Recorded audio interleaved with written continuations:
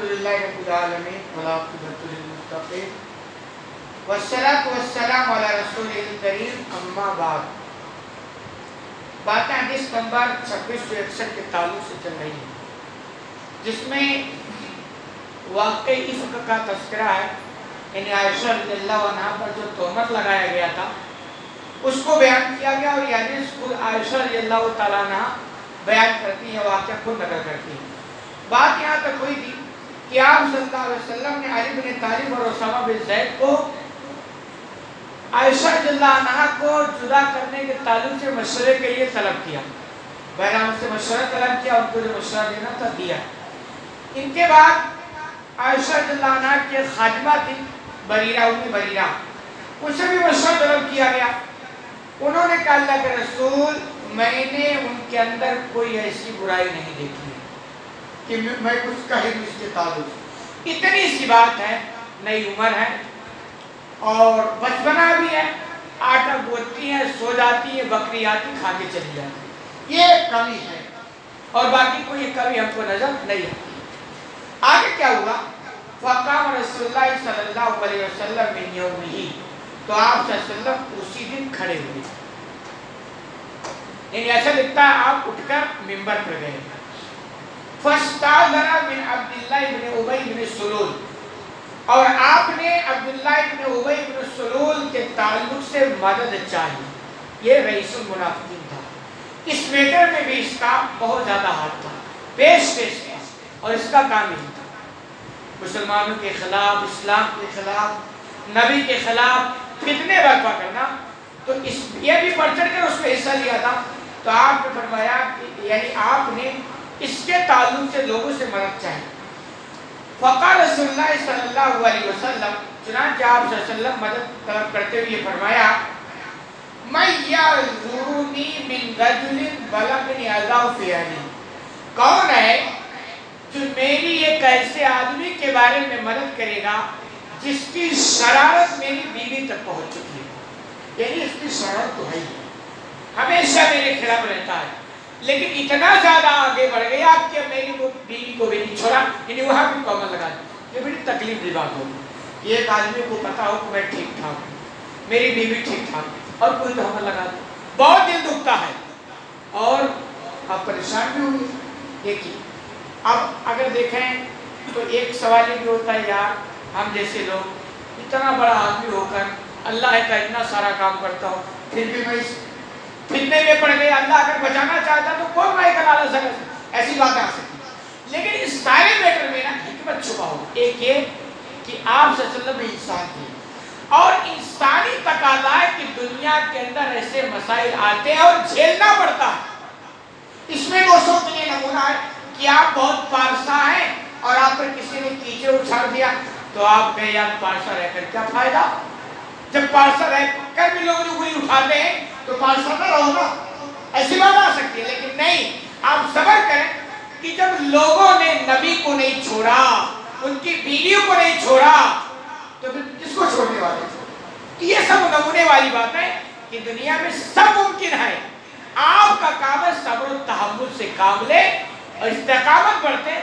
یہ بھی ایک چیز ہے کہ کبھی جب ایسے الزام آتے ہیں اور آدمی ٹھیک ٹھاک ہوتا ہے، اس کے بعد جب صفائی ہوتی ہے نا تو اللہ بہت اونچا مقام کر دیتا ہے. عائشہ رضی اللہ تعالیٰ عنہا پر کمر لگایا گیا. اللہ نے جب برات کی ہے تو عائشہ کا جو مقام تھا نا، اس مقام سے کہیں زیادہ وہ اوپر چلی گئی کہ جن کے دلوں میں شبہ بھی رہا ہوگا کہ یار عائشہ رضی اللہ تعالیٰ عنہ کی اعلیٰ اخلاق، اعلیٰ کریکٹر کی مثال نہیں ملے گی. چنانچہ تو یہ ہوا، اور آپ صلی اللہ علیہ وسلم نے کہا کہ اس کے تعلق سے کون میری مدد کرے گا؟ یعنی عبداللہ ابن ابی بن سلول، جس کی شرارت میری بیوی تک پہنچ گئی. فواللہ ما علمت علی عینی الا خیرا، جملے سے پتہ چلتا ہے کہ آپ صلی اللہ علیہ وسلم کا دل بہت دکھ رہا. آپ نے فرمایا اللہ کی قسم، میں اپنی بیوی کے بارے میں بھلائی کے علاوہ کچھ نہیں جانتا. میں بیوی ہوں نا، میں نے پہلے ہی بتایا، بیوی کے تعلق سے جتنا زیادہ جانکاری آدمی کو ہوتا ہے دوسرے کو نہیں ہوتا. ایسے آدمی کے تعلق سے بیویوں کو جتنا زیادہ جانکاری ہوتا ہے تو اس لیے ایک دوسرے کو دونوں کو لباس کہا گیا، دونوں جدا نہیں ہو سکتے. اسی لیے کہا جاتا ہے کہ آدمی اگر فالٹ ہونا کتنا بھی چھپا کے رکھے گھر والے کو پتا ہو جائے، گھر والے فالٹ ہونا کتنا بھی چھپا کے رکھے آدمی کو پتا ہو جائے، یا چھپتے نہیں کچھ چیز. تو آپ نے کہا میں نے اللہ کی قسم بھلائی کے علاوہ کچھ بھی عائشہ رضی اللہ تعالیٰ عنہ کے بارے میں کچھ نہیں جانتا. یعنی جب بھی دیکھا، جو بھی دیکھا، میں نے خیر دیکھا، بھلائی دیکھی. وَقَدْ ذَكَرُوا رَجُلًا مَعَلِمْتُ عَلَيْهِ إِلَّا خَيْرًا، اور جس آدمی کے تعلق سے تذکرہ ہے نا، اس آدمی کے بارے میں ہے کہ میں بھلائی کے علاوہ کچھ نہیں جانتا. یعنی صفوان بن معطل کے تعلق سے الزام لگایا گیا تھا نا، تو آپ کہہ رہے میری بیوی کے اندر میں نے بھلائی کے علاوہ کچھ نہیں دیکھا.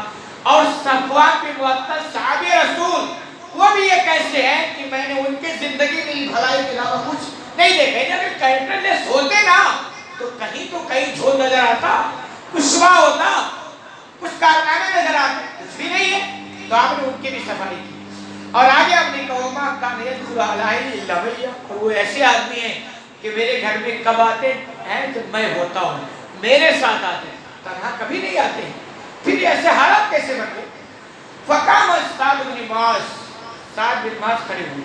انہوں نے نبی کریم صلی اللہ علیہ وسلم کے جملے میں جو طرف تھی، جو اثر تھی، بھاپ لیا اور کھڑے ہو گئے، برداشت نہیں کر سکے. فقال یا رسول اللہ، انہوں نے کہا اللہ کے رسول، انا واللہ اعذرک منہ، اللہ کی قسم میں آپ کی مدد کرنے کے لیے تیار ہوں. بولو کیا حکم دیتے ہو؟ ان کان من اوس ضربنا عنقہ، اگر وہ آدمی جو آپ کو تکلیف پہنچایا ہے اگر وہ قبیلے اوس سے ہے نا تو آپ حکم دو ہم اس کی گردن مار دیں. یہ قبیلے اوس کے سردار تھے. آپ کو پتا قبیلے اوس اور قبیلے خزرج مدینہ میں دو قبیلے تھے اور یہ آپس میں بہت لڑا کرتے تھے، ہمیشہ لڑا کرتے تھے، بنتی نہیں تھی. آپ صلی اللہ علیہ وسلم مدینہ میں دونوں میں بڑے زبردست تعلقات قائم کر رہے تھے. تو پھر بھی یہ قبیلے تو قبیلے رہے. تو یہ قبیلے اوس کے کیا تھے؟ سردار تھے. انہوں نے کہا اللہ رسول آپ حکم دیں، اگر وہ بندہ ہمارے قبیلے سے نا تو میں چھوڑوں گا نہیں، اس کی گردن ماروں گا.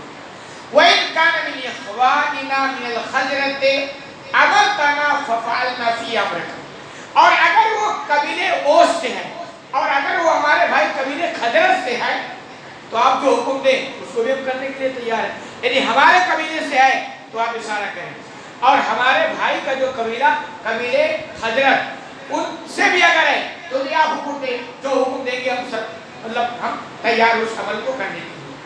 فقام سعد بن عبادہ ہوا سید الخزرج، اس کے بعد سعد بن عبادہ کھڑے ہوئے جو قبیلے خزرج کے سردار. سعد بن معاذ یہ قبیلے اوس کے سردار تھے اور سعد بن عبادہ یہ قبیلے خزرج کے سردار تھے. سعد بن معاذ کی باتیں آپ نے سنی اور لوگوں نے بھی سنی. اس کے بعد سعد بن عبادہ کھڑے ہوئے. وَقَانَ قَبْلَ ذَلِكَ رَجُلٌ صَالِحًا، بیان کرتی ہیں عائشہ رضی اللہ عنہا کہ یہ اس سے پہلے نیک آدمی تھے. اس کا مطلب نہیں کہ یہ اس کے بعد برے ہو گئے، مطلب یہ کہ اس وقت انہوں نے جو باتیں کہی وہ باتیں اچھی نہیں تھی، یعنی حالات کے حساب سے. اس سے پہلے جب کہ ان سے ایسی باتوں کو امید نہیں تھی. یہ کھڑے ہوئے وَلَكِنْ أَعْتَمَدْتُ الْحَمِيَّةَ، حمیت نے ان کو غصہ دلا دیا. یعنی سعد بن معاذ کی باتیں یہ سنے یہ بھڑک اور غصہ ان کو آ گیا.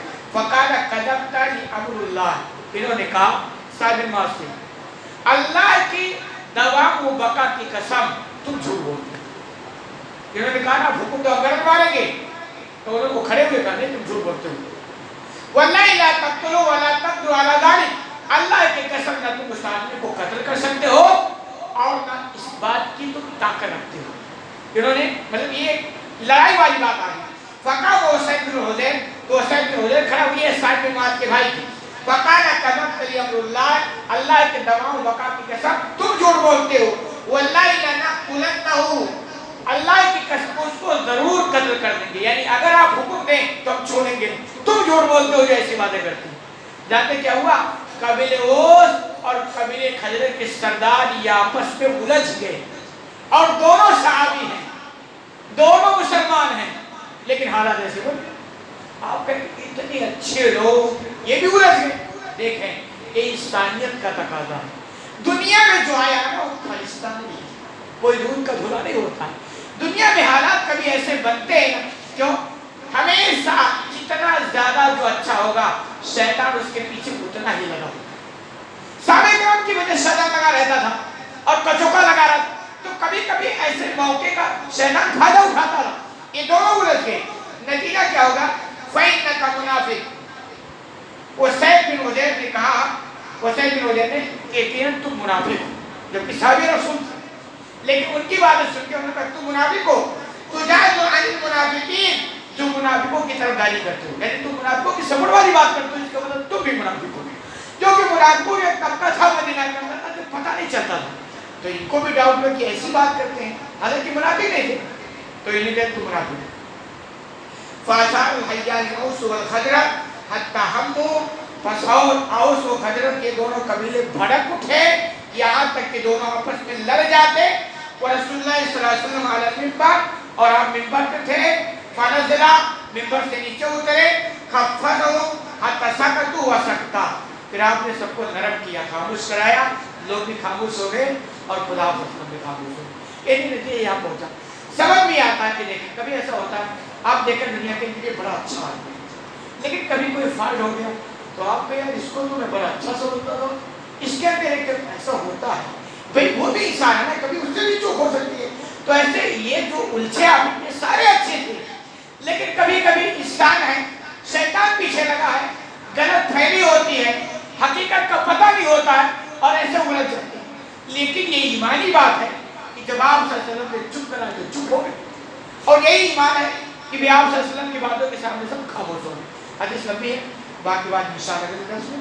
اللہ رب العالمین سے دعا ہے کہ العالمین کو کہنے سننے جانا کرنے کی توفیق عطا فرما.